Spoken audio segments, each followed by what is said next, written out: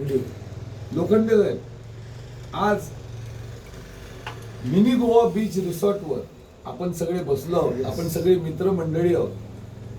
मला तुमच्याबद्दल माझ्या मनातली जी भावना आहे, कारण तुम्ही माझ्या सगळ्यात वाईट प्रसंगात, ज्यावेळी मी जेलमध्ये होतो आणि जेलमधनं सुटल्यानंतर काय करावं हे कळत नव्हतं, तेव्हा डायरेक्ट सेलिंगचा मंत्र तुम्ही मला दिलात.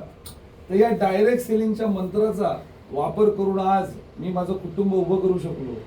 आणि मला आज असं वाटतंय की मला आज कुसुमाग्रजांची एक कविता आठवली, जी मी माझ्या शाळेत 9वीत असताना वाचली आणि ती कविता इथे घर करून गेली.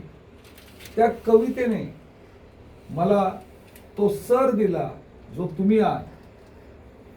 कुसुमाग्रज एक कविता लिहितात एका पूरग्रस्ताची, की ज्या पूरग्रस्ताच्या घरात नदीचा पूर आलाय आणि पुराने त्याचं घर दार वाहून गेलंय, काही उरलं नाही. तो पूरग्रस्त आपल्या सरांकडे, शिक्षकांकडे, गुरूंकडे येऊन एक आपली कैफियत मांडतो. ती कैफियत मला तुमच्या समोर मांडायची आहे, कारण तीच कैफियत माझ्या आयुष्यात घडली आणि ते सर तुम्ही आहात.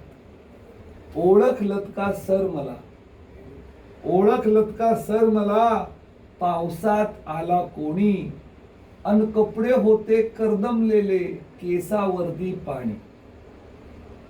क्षणभर बसला नंतर हसला, बोलला वरती पाहून, गंगा माई पाहुणी आली, गेली घरट्यात राहून.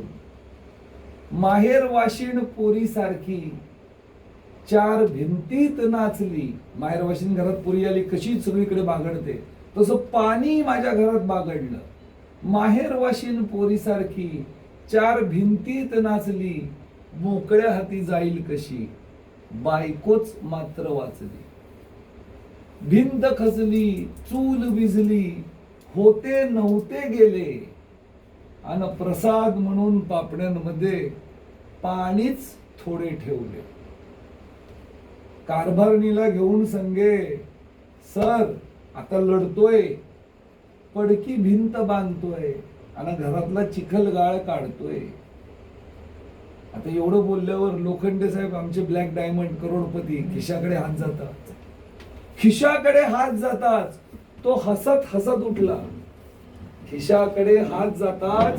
तो हसत हसत उठला, पैसे नको सर, जरा एकटेपणा वाटला. मोडून पडला माझा संसार, अरे मोडून पडला माझा संसार, तरी मोडला नाही हा कणा. सर पाठीवरती हात ठेवा आणि नुसतंच लढ म्हणा, पाठीवरती हात ठेवून नुसतंच लढ म्हणा, पाठीवरती हात ठेवून नुसतंच लढ म्हणा.